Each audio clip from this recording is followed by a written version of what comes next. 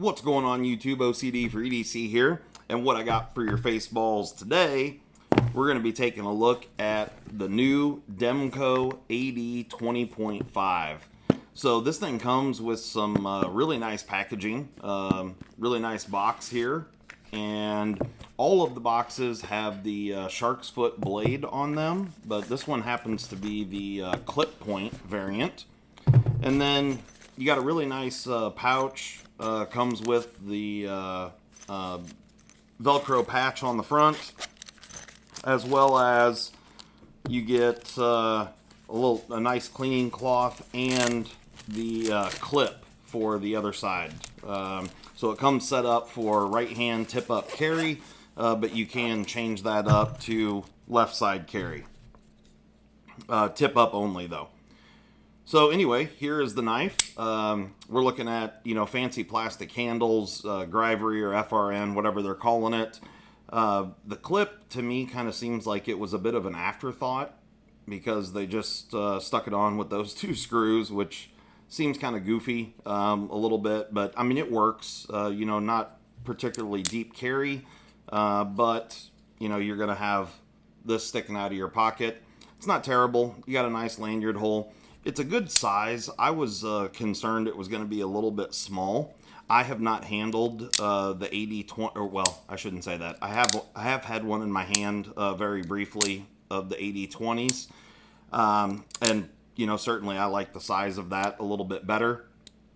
But really cool knife, and on the Grivery handle here, you can see where it says AD 20.5, and that's the spot where the clip hits. So it's hidden when you have the clip on that side. And then you also have got some pivot flare here that's just molded into the plastic. I'm not sure how they pronounce that. Wampum or something, PA, which is where Mr. Andrew Demko is from. And then on the show side, it says Demko Knives. All in all, I think it's a decent looking knife. Like I said, it's a little bit small in the hand for me. In this grip, choked up, it's okay, but you do kind of run the risk of getting up onto the blade. The shark lock is interesting, and we're going to talk about that. I'm gonna disassemble this so we can take a look and see what's all going on inside there. The thumb stud on it is pretty much identical to what you find on most of the cold steel knives, and this is coming out of the same factory in Taiwan that is making a lot of the cold steel stuff. So, very, very similar in construction to cold steels. And, I don't have a problem with that. It's decent. Now, the price on these, I think, in my opinion, it's a little high. A lot of people seem to be good with it. I think most of that just comes from the fact that it's a new model with the new lock design. And compared to the AD 20, which was, a full-on custom, a production knife made by Demko. But, there we were talking about titanium. I guess they did make a G10 variant. I've never handled one of those. They were in the, like $400 to $600 price range, depending on what options you got. And yeah, I mean, certainly, $150 for this. It's $150 plus tax. And, to me, you're in the same money as Spyderco Mannix. And this is a U.S. made with, much better steel than what you're going to get here. And it's just, yeah. I don't know, $150 for AUS 10A made in Taiwan. You are getting very, very nice packaging, that's for sure.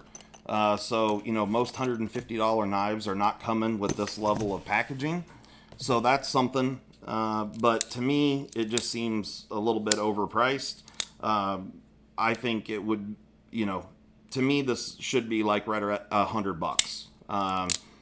But, they are certainly flying off the shelf, so I guess they priced them right because they are selling as fast as they can get them. That's for sure. But overall, let's take a look and we'll pull a few measurements here on this thing. I don't remember what the blade length is exactly on here.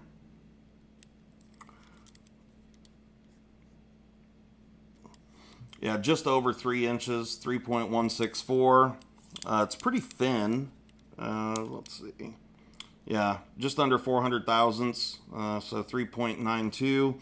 And the blade stock on this guy is right at 1/8 of an inch, but pretty thick behind the edge. Secondary bevel on this thing's pretty wide, so yeah, 23. So, 23 thousandths is pretty standard, really. Not amazing, not terrible, just kind of right in the middle somewhere. And so, 3.1 inches of blade, the weight on it, 3.5 ounces. So, not a terrible EDC knife by any means. It's thin, it carries well. Pocket clip functions well, although it's not very deep carry. And certainly the action on the knife is really its kind of claim to fame. It makes good noises, which is cool. But, yeah, that's really the most I can say about it. Otherwise, I think it's a decent looking knife. I don't really have any issues with it that way. You can spidey flick it using the hole there. You can also do it, it's a double-sided thumb stud, so you can use your middle finger to flick it with the thumb stud. So in the action department, it's definitely good. And the shark lock is kind of strange in the way it works, because you can push the lock straight back like this. And when you do that, if you push it straight back, the blade tang is still interacting with the lock. So you can see here, when I pull the blade out, it actually pushes the lock out that direction. So it first goes straight back, and then it starts moving up. So you can see there that it's sticking out further. And when you pull on the lock, there you go, you can see it good on this side. You can see the little wear mark. But when you pull on the lock, you're actually pulling it back and out a little bit. And when you do that, then it's totally free from the blade. But if you just pull it straight back and you're pushing in on the knife, you have friction there. So it's just kind of interesting, the geometry and the inner workings there. So kind of interested to see what this looks like internally. Looks like we have T6, yes. So the body screws are all T6. And then the pivot. Thought I was going to need to get another tool there for a second. Yeah, a little bit of Loctite on that.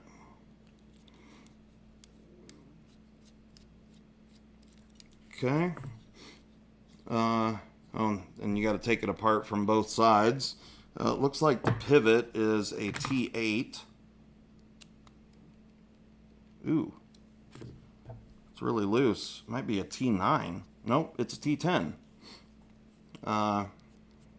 Okay. Okay. Let's see what we can do here.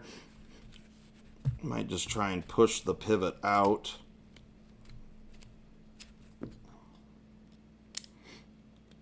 There we go.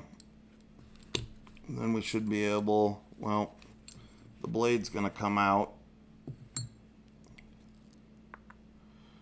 There's a bearing.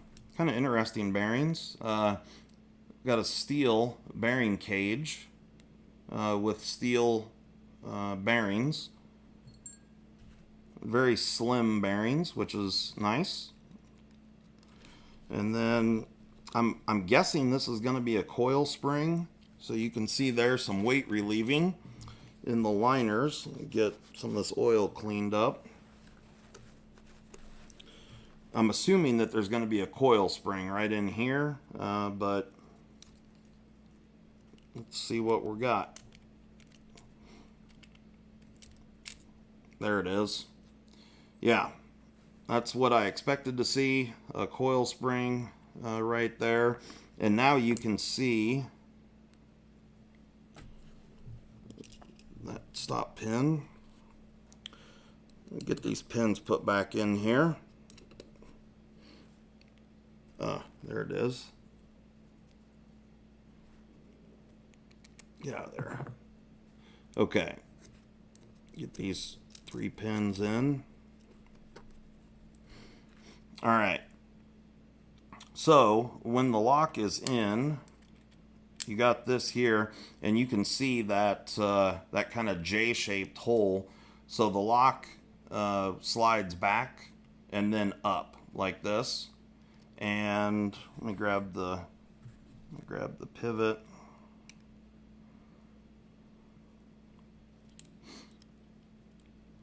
Get in there. Man, it's a tight hole. Just the way I like them. Good Lord. May have to spit on that thing.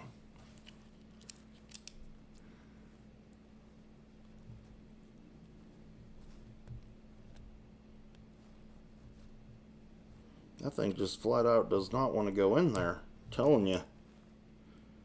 What the hell is going on here?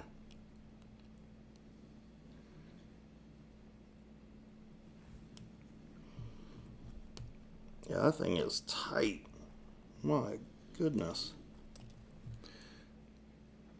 There's like a little bit of plastic around that that hole there, and this is the D-shaped side.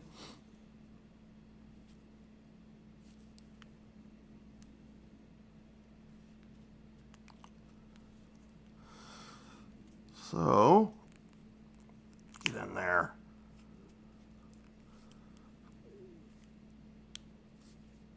There, man, that thing was tight. Okay, I'll set that bearing on there, and then we'll throw the blade on. So there's your lockup right there, and then when you slide this back, you can see that it's still interfering with the blade, so it has to come up and out of the way, and then the blade's allowed to rotate, and then it pushes back in on that surface. This surface right here, and it's, you know, the spring pressure is pushing it that direction. So that creates your detent on the knife, and it's a very smooth lock. It works extremely well, but you know, essentially what this is just like an axis lock. It's just a different implementation of the way you actuate it. So very, very similar to, you know, most any Benchmade as far as the blade tang design and how the detent is created, as well as the lockup. You know, and Spyderco's ball lock, very, very similar. So, you know, certainly a proven lock method. Definitely going to be a strong lock. You know, it's not on the level as far as strength is concerned to like the triad lock and whatnot, but it doesn't really need that. You know, it's totally adequate for what this knife is, and that also creates right here. It creates the stop pin in the closed position, and then of course you've got the stop pin up here. So very nicely done. It's a pretty cool lock. Not too many moving pieces or anything, so I don't expect it to be, you know, fragile or anything like that. And the spring pressure is comfortable and adequate. So that's, you know, that part's good. Get these liners put back on here.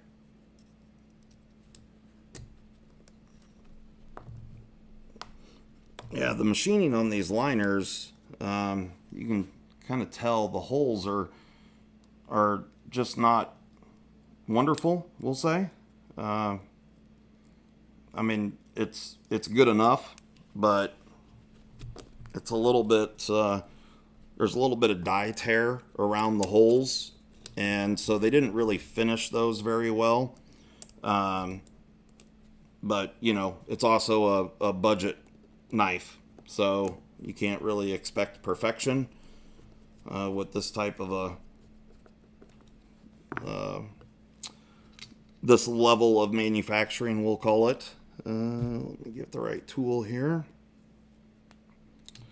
But overall, I think it's a cool knife. Like I said, my it's not a huge deal, but I just feel like it's a little bit overpriced for what you're getting. You know, for 150 bucks, I feel like 154 CM would have been a little bit better choice. OS 10A, is going to be equivalent, or something similar to like 9CR, that kind of a thing. It's fine. No issues with it.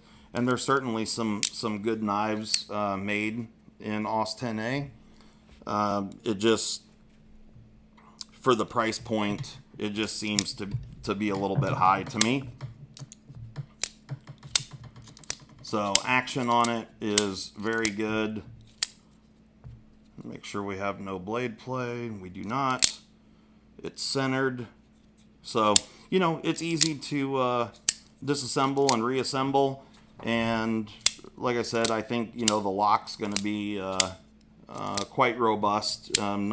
Certainly not the strongest lock ever, but totally adequate for the type of knife that this is.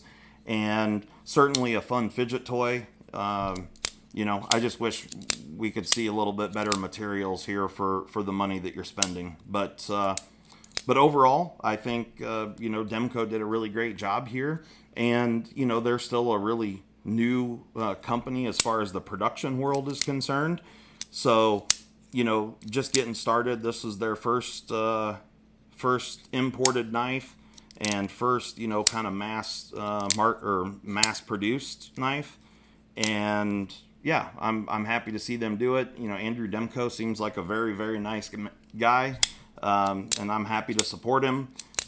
And yeah, I think that we'll see, prices come down in the future with things like this. But, this being their very first knife, obviously Andrew has got a lot of experience in this industry, working with cold steel all those years. But yeah, I think we're going to see some really good things come out of them, and, clean up the pocket clip a little bit better mounting situation for the clip. Like I said, the clip functions well. It's just, it just looks like it was a complete afterthought to put it on there, and maybe that was the aesthetic he was going for. I'm not sure, but that's just the way it appears to me. Like I said, it functions well. It's just kind of weird looking with the way they mounted it there. But otherwise, it's a cool knife. And like I said, it's definitely a good fidget toy, that's for sure. So anyway, hopefully you guys enjoyed that. That's my take on the AD 20.5 from Demko Knives. Go check them out. I'm gone.